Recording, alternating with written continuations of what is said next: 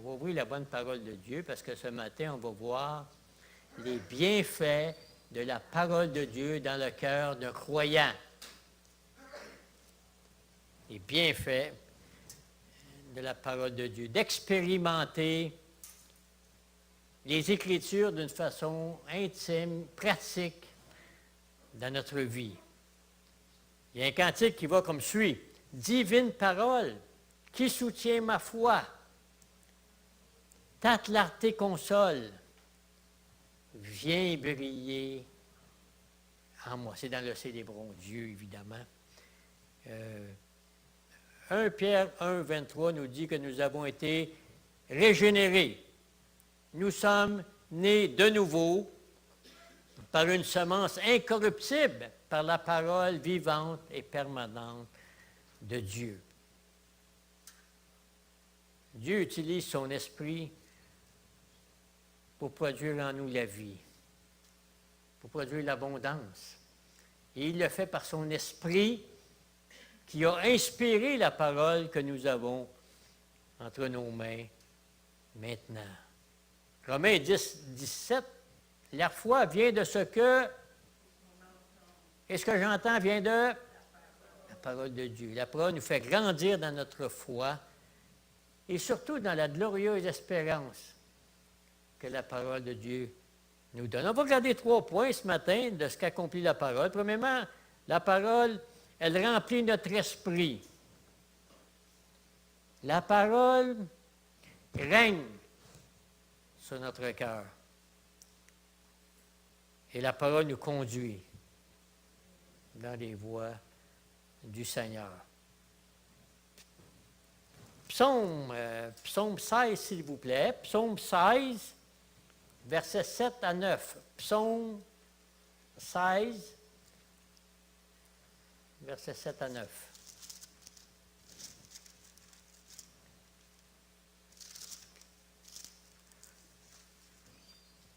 Je bénis l'Éternel, mon conseiller. La nuit même, mon cœur m'exhorte. J'ai constamment l'Éternel sous mes yeux. Quand il est à ma droite, je ne chancelle pas. Aussi, mon cœur est dans la joie.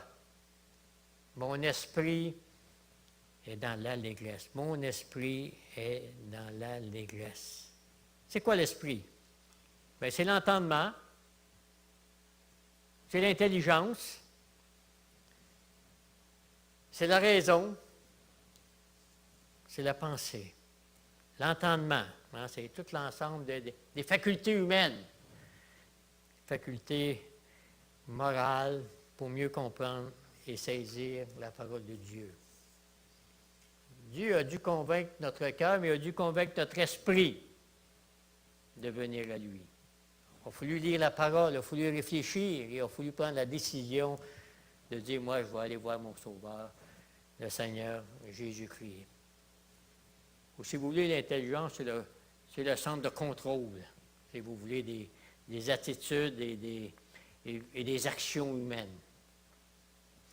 Un renouvellement sanctificateur qui nous a rendus capables dans notre vie de discerner entre le bien et le mal. De discerner les ruses et les pièges de notre adversaire, notre ami l'adversaire, le diable. Nous avons en Christ un esprit. Est-ce que nous avons en Christ un esprit nouveau? Oui. Où les choses anciennes sont, et toutes choses sont devenues nouvelles. 2 Corinthiens 5, 17. De plus, ce renouvellement de l'intelligence, qu'est-ce qu'il fait? Il réajuste nos réalités à la fois temporelles et à la fois spirituelles. Notre esprit est ajusté aux choses de Dieu par le renouvellement, évidemment, de l'intelligence. Dans le salut, il y a la conversion du cœur, mais aussi l'esprit d'un homme nouveau. Une femme nouvelle, comme Josué, David, Paul, toi, moi, ce matin. Il veut nous remplir notre cœur, mais il veut remplir notre esprit de sa vie, de son œuvre, de sa grâce. Josué était un homme qui aimait méditer David était un homme qui aimait méditer la parole de Dieu. Ça veut dire, qu'est-ce qu'ils faisaient, eux? Ils se saturaient dans leur pensée des choses de Dieu, des choses spirituelles. Josué 1,8 parle de ça, Psaume 1, Psaume 19. Pour nous, la parole de Dieu, la Sainte Bible. Et c'est spécial cette semaine, je dis, elle est sainte. Ben oui, c'est une Sainte Bible. Mais là, il faut aller un peu plus loin. Ben là, j'ai dit, elle est sainte, pourquoi? Parce que son auteur est saint. Elle est sainte, pourquoi? Bien, parce que son message est saint.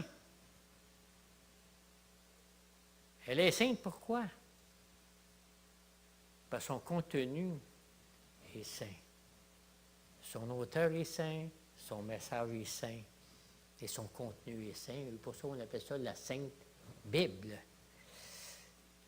Pour cela, notre esprit se met, à ce moment-là, sachant cela, se met au diapason de la Bible, dans une réflexion. Moi, j'ai une photo à la maison, c'est un enfant juif, avec sa calotte toute, là. Puis là, il est penché sur la Torah. Puis là, tu vois ses yeux, là, il est penché là, puis il médite. Il médite la parole de Dieu. Il lit la parole, il réfléchit à la parole de Dieu. Et c'est ce que nous devons faire. Nous devons nous mettre au diapason de la parole de Dieu dans une réflexion qui est sainte. Une réflexion qui est profonde. Et une réflexion qui est biblique aussi. Notre esprit trouve ses délices dans sa parole. C'est merveilleux d'ouvrir la parole et d'y plonger nos regards. On aimerait y passer des heures et des heures. Hein, il dit, les paroles de l'Éternel sont pures. C'est un argent éprouvé sur terre, 7 fois épuré. On voit ça dans le psaume 12, 7. Un esprit nouveau libéré de la culpabilité, libéré de l'esclavage du péché. Un esprit libre, un esprit heureux, un esprit épanoui dans la foi de Christ. Un esprit qui est libre de marcher avec Dieu, on a vu tantôt, de marcher à sa suite. Notre esprit libéré de toute l'esclavage dans lequel nous étions avant. Moi, je suis heureux d'avoir un esprit libre, un esprit libéré, libre dans la foi, évidemment. De marcher de progrès en progrès, de victoire, un esprit renouvelé. Un esprit renouvelé par Christ, c'est un esprit courageux, zélé, engagé dans le combat spirituel de la foi. Un esprit renouvelé dans les épreuves, les coups durs de la vie. Pourquoi ça? Parce que la parole de Dieu, c'est notre nourriture. Là, j'ai pris 2 toasts ce matin. Ça a été mon bon déjeuner. J'étais bien nourri pour venir en forme ici. Mais j'avais besoin de la nourriture de Dieu, de la nourriture de la parole. De toute façon, regardez les grands hommes et les grandes femmes de Dieu. Quelle était leur arme? Leur arme était les Écritures. Quand Josué a été au combat, bien, il a été préparé dans la parole de Dieu avant. Et il a pu aller au combat, et il a pu aller conquérir Canaan. Vous pouvez lire ça dans des beaux versets, là, dans Job 23, 12, comment Job, dans sa grande souffrance, il était attaché à la parole de Dieu. Bon, on va le lire. Tiens, Job 23, 12. Job, c'est le livre qui est avant les psaumes. Job 23, 12. OK, j'arrive avec vous. Martial, tu veux te lever debout, lis bien fort, Job 23, verset 12, s'il vous plaît. Je n'ai pas abandonné les commandements de ses lèvres, j'ai fait plier ma volonté aux paroles de sa bouche. Merci. Jérémie 15, 16. J'ai recueilli tes paroles, je les ai dévorées. Il y avait faim, mon ami. J'ai recueilli tes paroles et je les ai dévorées. Tes paroles ont fait la joie et l'allégresse de mon cœur. Et ils font, comme on a lu dans le psaume 16, ils font l'allégresse de notre esprit. Jésus, lorsqu'il fut tenté, qu'est-ce que fait Jésus? Dans Matthieu 4, 4, il a pris la parole de Dieu. Il est mon ami, il est écrit. Hein, il est revenu, parce qu'il s'est en allé, là, il dit OK. Le Seigneur Jésus s'appuyait sur la parole de Dieu. Et il a pu vaincre Satan qui venait le tenter. Il a détourné, essayé en tout cas de les détourner de sa mission. Plus nous connaîtrons les Écritures, plus notre esprit sera fortifié en Dieu. Nous serons prêts à aller au combat, nous serons prêts à éviter les tentations. Lisons Esdras chapitre 7, verset 10. C'est dans les petits prophètes, évidemment, là. C'est un petit peu plus dur à chercher. Après Daniel, évidemment. Non, excusez-moi, je suis dans le... C'est avant les psaumes. Ben oui, c'est avant Job, avant Néhémie. C'est ça. Esdras, chapitre 7, le verset 10. Esdras, donc c'était un prophète. Car Esdras avait appliqué son cœur à étudier et à mettre en pratique la loi de l'Éternel et à enseigner au milieu d'Israël les lois et les ordonnances de Dieu. Donc, Esdras, avant de partir au galop, il doit faire tout ce qu'il avait à faire. Qu'est-ce qu'il a fait?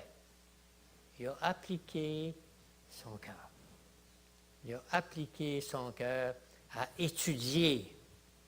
Et plus on étudie, plus on médite, eh bien, plus l'Esprit va nous pousser à la mettre en pratique, à la vivre d'une manière concrète et visible, cette parole-là, et à l'enseigner au milieu d'Israël. Donc, est-ce qu'Israël était prêt à enseigner au milieu d'Israël? Est-ce qu'il était prêt? Oui, mon ami, hein? Il l'a étudié, il l'a plus qu'étudié. Il l'a appliqué à son cœur. Mais il a fallu qu'il y passe du temps. Il n'a pas dit 5 minutes le matin, ni. L'application n'a pas été forte. Il a pris le temps. Et chacun d'entre nous, nous pouvons prendre le temps. Coupons Star Academy, ou coupons une émission, je ne sais pas, coupons une émission. Moi, avant, j'écoutais une nouvelle 2 heures par jour. Quelle perte de temps. Là, quand il fait 15 minutes, j'en ai assez. Pour la parole de Dieu, n'est-ce pas? On a le temps. Je peux vous dire qu'on a le temps. Il faut le prendre, le temps. Donc, la parole de Dieu a rempli notre esprit. Et pourquoi qu'elle a rempli notre esprit? Dans 1 Corinthiens 3, la Bible dit que nous avons l'Esprit de Dieu en nous. Donc, j'ai le verset ici, 1 Corinthiens 3, 16. Nous avons l'Esprit de Dieu qui habite en nous. Comment ne pas être encouragé? Ainsi que la parole de Christ demeure en nous, tout comme l'Esprit de Dieu habite en nous. Lisons Romains 12. Romains 12, versets 1 et 2, s'il vous plaît. Romains 12. On est correct, notre pasteur n'est pas rendu là encore dans Romains, là, on va en profiter. Priez pour notre pasteur et son épouse sont en vacances pour quelques semaines, donc prions pour Hugo, Hélène, s'il vous plaît, pour qu'ils passent un temps béni et pour qu'ils reviennent avec les défis qui sont devant nous. Je vous exhorte donc, frères, par les compassions de Dieu, à offrir vos corps comme un sacrifice vivant, saint, agréable à Dieu, ce qui sera de votre part un culte raisonnable.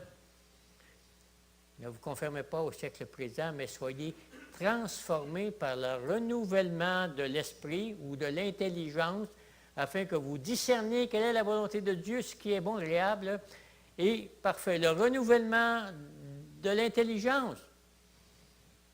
Et le Saint-Esprit nous transforme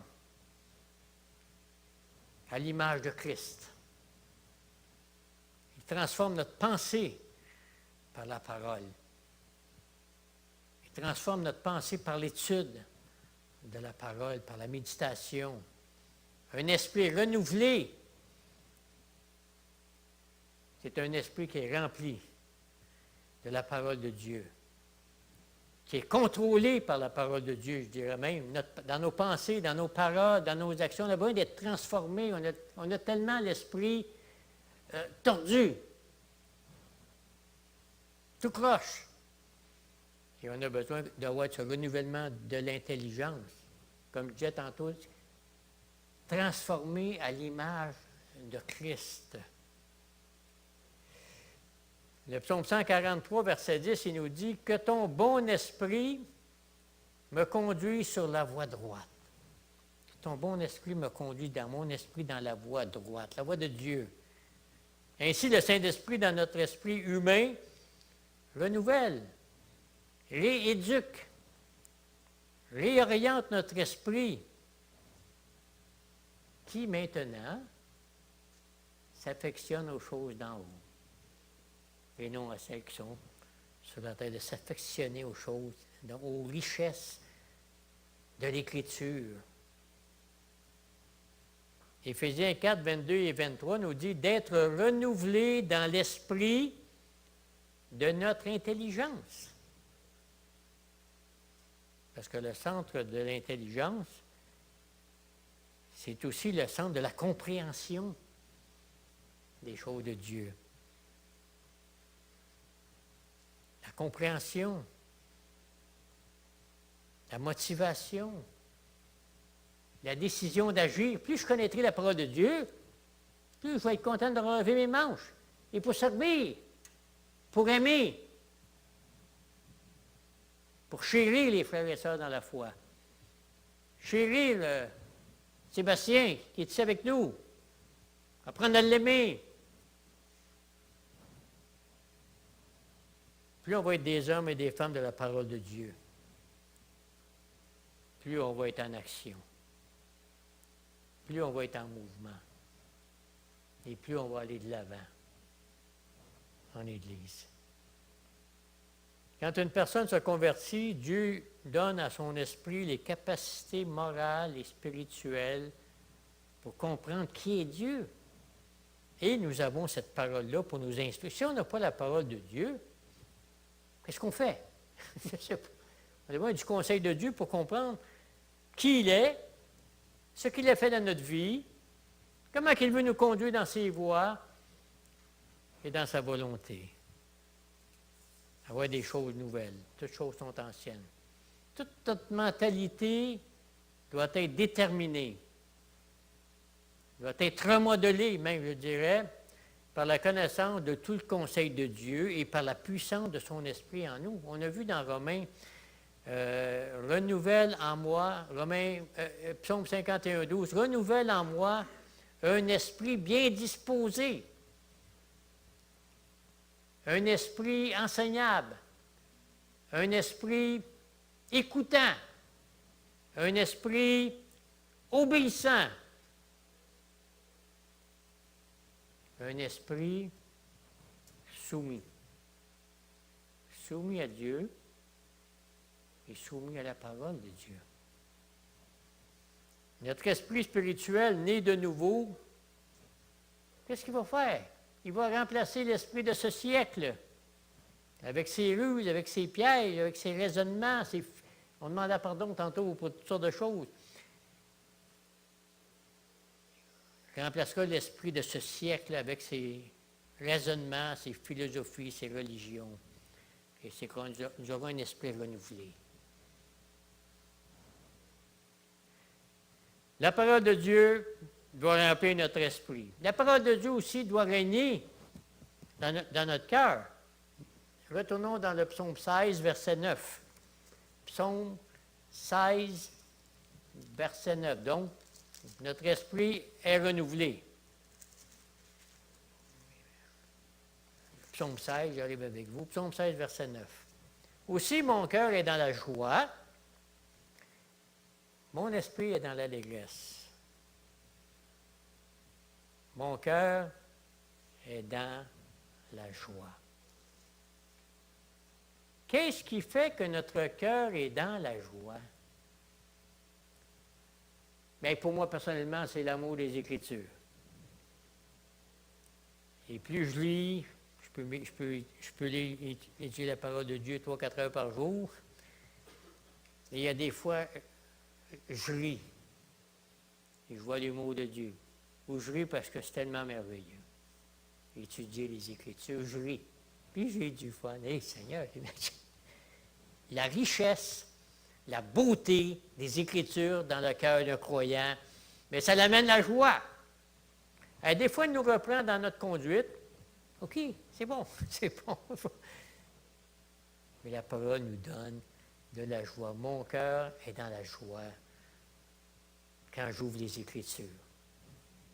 Quand j'y plonge mes regards dans cette loi de la liberté. Elle règne sur notre cœur. Jean 17, il nous dit « Sanctifie-les par la vérité ». Ta parole est la vérité. Donc, si je veux avoir un cœur pur, un cœur purifié, un cœur heureux, un cœur joyeux, je dois aimer la parole de Dieu. Parce que c'est elle qui rend mon cœur pur. Parce qu'elle est la vérité. La parole, elle nous rend purs. Bien, Jean 15, 3, déjà vous êtes purs à cause de la parole de Dieu. Déjà vous êtes purs à cause de l'enseignement de la parole de Dieu. Comment le jeune homme rendra-t-il pur son sentier? Dans le psaume 119, 9, en se dirigeant d'après ta parole. C'est la parole qui guide ma vie. C'est la parole qui m'instruit, qui m'enseigne, qui me conduit par l'Esprit de Dieu, par la parole. Vous savez, cette parole règne dans nos cœurs. Bien, c'est ce que dit Jean dans Jean 15. Bien, cette parole-là, elle a un effet purificateur dans ma vie. Elle approfondira ma communion avec Christ. Elle me gardera dans le droit chemin. Le psalmiste demande ensuite, comment pouvons-nous rester purs dans un environnement souillé par le mal? En lisant la parole de Dieu, en la mettant en pratique, en recevant son conseil, en recevant sa sagesse, en recevant sa force nécessaire pour résister aux attraits du monde. Pour un cœur pur, bien, on parle encore de la parole de Dieu dans le psaume 119, 11.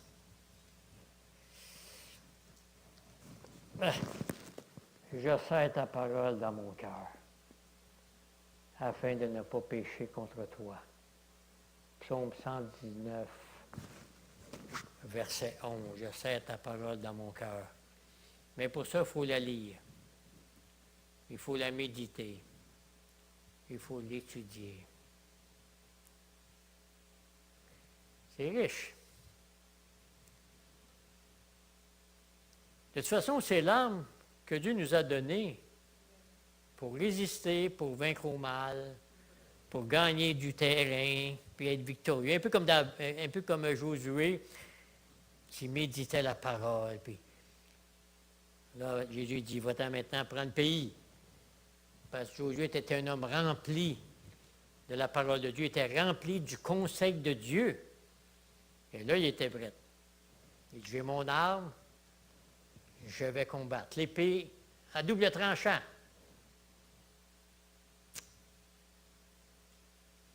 Vous connaîtrez la vérité et la vérité vous rendra libre. La vérité, c'est l'enseignement apporté dans nos cœurs. La vérité qui libère du fardeau du péché. La vérité qui nous rend libres en Christ. Êtes-vous heureux D'être libre en Christ, hey, moi, je suis heureux d'être libre, de ne pas être enchaîné, esclave du mal, du péché, des rues de l'ennemi. On est libre par la vérité qui nous rend libres. Prenons la vérité cette semaine pour ceinture. Mettons la ceinture de la vérité. Je ne sais pas si c'est ça dans Éphésiens, mais en tout cas, il faut prendre. Mettons qu'on prend la ceinture de la vérité cette semaine et de laisser cette vérité régner en nous. Qu'elle puisse régner dans toute sa plénitude. La vérité nous fait passer de l'esclavage à la liberté spirituelle. La vérité nous libère de l'illusion et des mensonges. Elle nous libère du prince de ce monde qui veut nous enchaîner, qui veut nous faire chuter, qui veut nous décourager, qui veut nous mettre des doutes dans notre tête. Soyons libérés de ces choses en ayant la parole qui règne, qui agit dans notre cœur. La vérité nous montre clairement le chemin d'une vie abondante et d'une vie éternelle, d'une vie qui honore Dieu, d'une vie qui glorifie Dieu. Régner. Que le Saint-Esprit prenne toute la place. Dans chaque département de ma tête, de ma vie, de mes choix, qu'il puisse régner en maître. C'est beau, une vie saine. Oui, une vie saine, oui. Une vie sainte, un cœur saint, sous la royauté de Christ, sous son aile, sous son regard. Proverbe 4, 23 nous dit « Garde ton cœur plus que toute autre chose, car de lui viennent les sources de la vie. » C'est sûr que le mot cœur englobe tous les sentiments, les émotions, les pensées, les valeurs. Parce que, car là où est ton trésor, là aussi sera ton cœur. Là aussi sera ton cœur. Le cœur. Le réceptacle, c'est ça? Le réceptacle de tout ce qui vient de Dieu. Sa sagesse, son amour, sa grâce, sa compassion, son pardon. Mon cœur reçoit ces choses-là dans la plénitude de Christ. Et tout ça va influencer ma vie. Tout ça va influencer mon témoignage autour de moi. Si Christ, par sa parole, règne dans mon cœur, on ne sera plus pareil. Pensons à ce que j'étais ou ce que nous étions il y a 20 ans et pensons à aujourd'hui.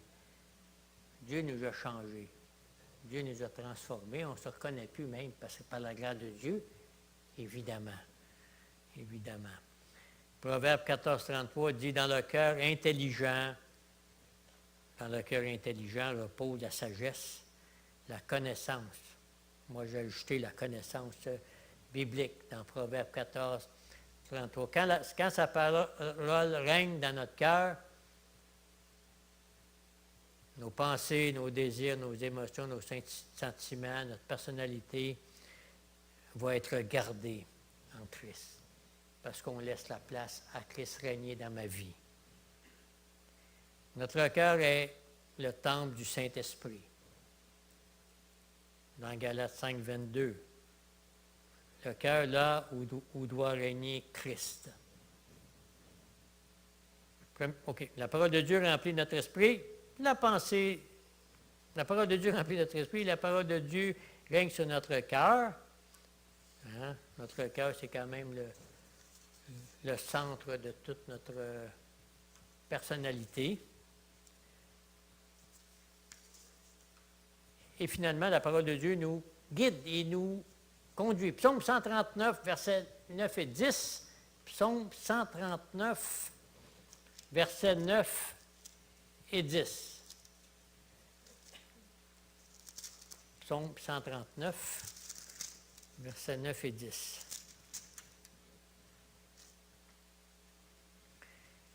Si je prends les ailes de l'aurore et que j'aille habiter à l'extrémité de la mer, là aussi ta main me conduira et ta droite me saisira. On ne peut pas aller loin de Dieu. On ne peut pas se cacher loin de Dieu. On ne peut pas s'éloigner. Dieu veut nous guider. Dieu veut nous prendre par la main et nous conduire. Justement, je chantais un chant cette semaine. Il me conduit d'où se penser.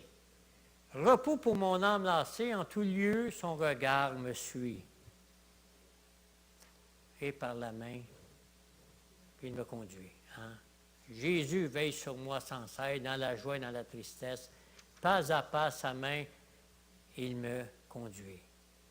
C'est un rapport, il me protège, il me préserve de tout piège. Loin de moi, l'ennemi s'enfuit, car par la main, Christ me conduit. Quand mon heure sera sonnée, pour mon œuvre ici-bas terminée, je dirai dans la sombre nuit, je ne crains point. Il me conduit. Et ça continue un petit peu encore. Il me conduit. Dieu voit le psalmiste où qu'il soit et il le guide. Là aussi, ta main me conduira. Psaume 119, 105, ta parole est une et une lumière sur mon... La parole de Dieu, c'est un guide sûr, infaillible, parfait, pour une vie où je ne trébucherai presque plus. Parce qu'on va encore trébucher un petit peu, quand même, mais elle est une lampe pour une marche victorieuse dans une vie qui est juste, dans une vie qui est noble, dans une vie honorable. Toute sa révélation, elle nous sert de lampe et de lumière pour diriger les pas de ses serviteurs et de ses servantes dans sa volonté. Nos pieds, bien, c'est pour avancer dans ses voies. Notre sentier, bien, c'est là où on doit aller. Cette lampe et cette lumière feront en sorte que nous ne marcherons plus à tâtons. On ne marchera plus dans l'obscurité, dans les ténèbres de ce pauvre monde sans Dieu, sans Christ, sans espoir. Nous marcherons avec assurance dans les voies que Dieu ouvre devant nous. La parole a dit dans Michée 6, 8 que nous pratiquons la justice. Il nous dirige. Que nous aimons la miséricorde. Il nous dirige. Que nous marchons humblement avec lui, il nous dirige. Toute la révélation de Dieu nous procure ce qui va contribuer à notre avancement dans la foi, dans notre service pour Christ. Pour marcher sans risque dans la forêt la nuit, nous avons besoin d'une lampe pour avancer sans trébucher, sans tomber, sans se blesser sur des racines sortant du sol ou d'autres obstacles qui pourraient se dresser devant nous. J'ai besoin d'une lampe à mes pieds pour ne pas trébucher sur une racine. Et cette lampe, elle éclaire le devant de moi. Bien, c'est ce que fait la parole de Dieu. Puis on va dans la parole de Dieu, moi je vais trébucher sur la tentation.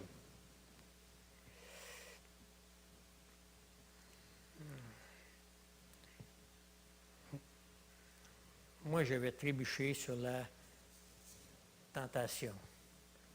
Donc, elle est une lampe à nos pieds pour nous garder du péché, de la tentation, des racines du mal, des pièges que Satan dresse devant nous. Voilà la lumière, mon ami. Viens-t'en, amène. La lumière est là, mon ami. J'avance par la lumière. C'est une lumière à mes pieds. Puis elle éclaire aussi là. Fait que s'il y a des embûches, des tentations, c'est ma lumière. Je suis ma lumière. On ne se trompera pas. Il n'y aura pas d'erreur. Comme on a lu, ta droite me conduira dans la lumière et la beauté des Écritures, et nous ne pourrons jamais échapper à sa présence. Il est là en nous. Il est là à nos côtés.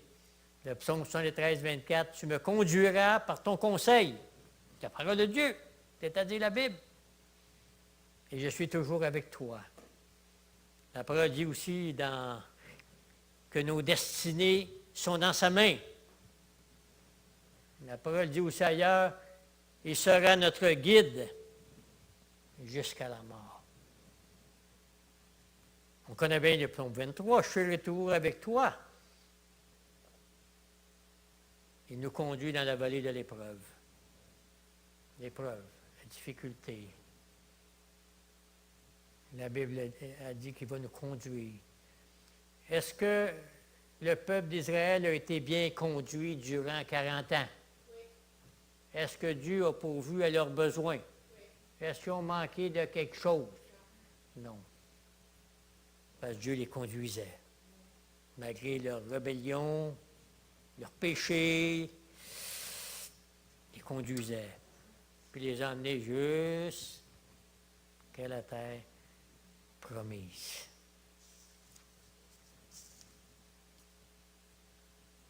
On va terminer ici.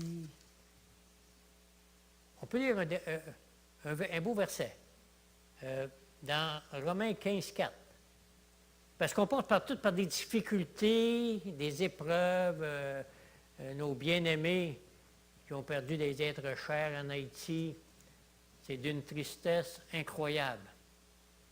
Je dirais effroyable de voir toute cette barbarie. Mais le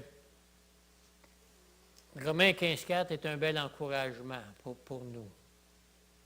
Qui veut le lire debout, bien fort? Romains 15,4. Qui veut le lire avec sa bonne voix, là? Suzette, elle a une bonne voix, Suzette? Romains 15, verset 4, s'il te plaît.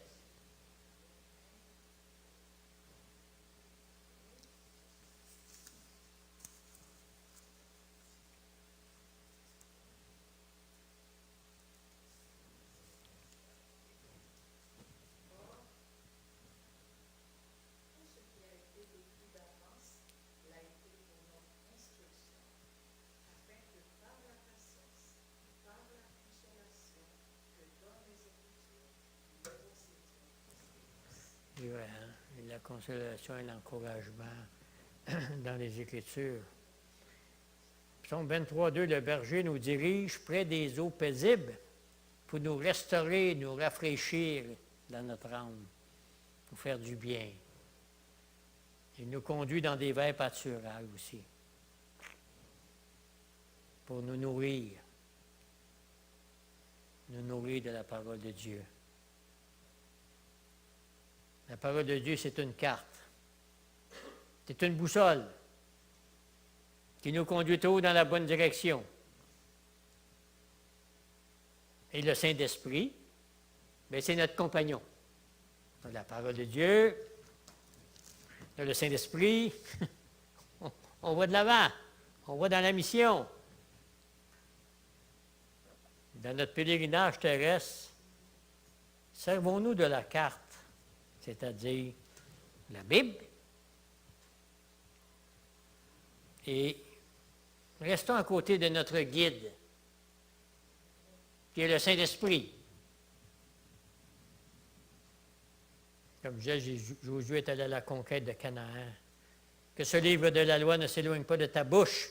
Médite-le jour et nuit pour agir fidèlement selon tout ce qui est écrit.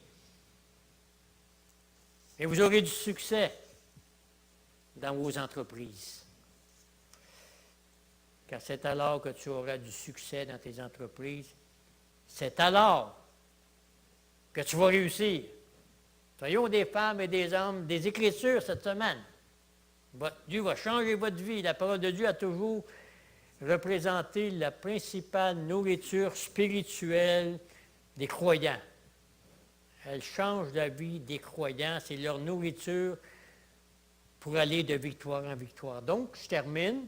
La parole de Dieu dit, la parole de Dieu qui nous remplit notre esprit, renouvelle notre pensée, notre intelligence, elle nous donne des belles choses dans notre tête. Elle règne sur notre cœur. Donc, j'en fais mon livre, pas mon livre de chevet, mais mon livre du quotidien. Je ne la laisse pas sur la table du pupitre, non. Là, je la prends le dimanche.